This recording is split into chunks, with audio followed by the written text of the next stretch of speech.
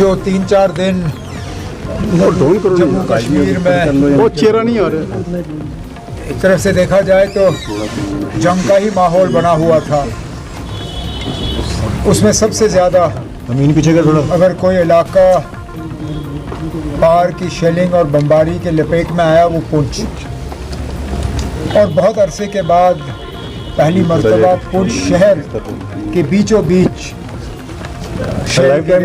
बमबारी हुई। इसमें हमारी 13 कीमती जानें जो हैं वो हमने गंवाई। आज यहाँ पे आने का मेरा मकसद, पहले तो मैंने कोशिश की कि उन घरों में कम से कम मैं पहुँचूँ जहाँ ये सबसे बड़ा सामना पेश आया। उसके बाद यहाँ की सिविल सोसाइटी से मेरी मुलाकात हुई और मैंने पुंछ के लोगों को मुबारक किया जो इस मुश्किल दौर में इन्होंने हिंदू मुस्लिम सिख इत्तेहाद और भाईचारे का जो माहौल है उसको कायम और दायम रखा। अब आगे जाके दोबारा अगर इस तरह के हालात बने तो इतना जानी नुकसान ना हो, उसके लिए कुछ मशवरे, कुछ सुझाव सिविल सोसाइटी की तरफ से हमें मिले हैं और उन पे हम अमल जो है करना शुरू करेंगे। उन्होंने इस शेलिंग के दौरान किसी एक मज़हब को निशाना नहीं बनाया, बल्कि जिस तरह पुंछ के लोगों ने हिंदू मुस्लिम सिख इत्तेहाद का जो सबूत दिखाया, इन लोगों की बमबारी भी इसी तरह रही।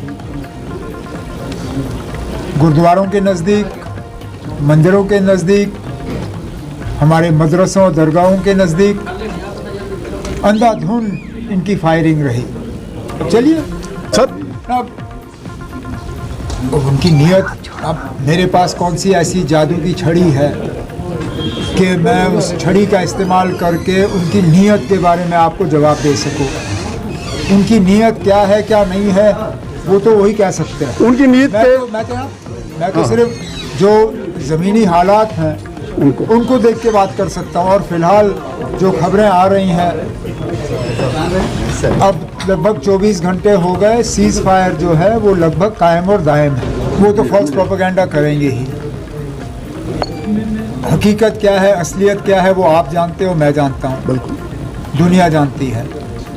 अब इस हकीकत को वो तस्लीम करें ना करें, मैं इसमें क्या कहूँ। डैमेज हुआ है अभी तक तो हम लोगों को बचाने में लगे रहे। अब जबकि सीज़ फायर चल रहा है, और सीज़ फायर को चले हुए 24 घंटे से ज़्यादा हो गए, अब डिस्ट्रिक्ट एडमिनिस्ट्रेशन को हर ज़िले में, पुंछ, राजौरी, बाकी ज़िले जहाँ जहाँ शेलिंग हुई है, जम्मू वगैरह, बारामूला, कुपवारा, बांडीपुर, सब डीसीज़ को अब वाज़ेह हिदायत दी गई है कि वो अपनी टीम कायम करें।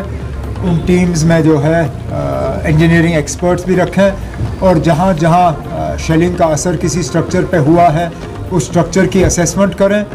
जो डैमेज हुआ है डैमेज असेस करें। डैमेज असेसमेंट के बाद एक बाज़ाब्ता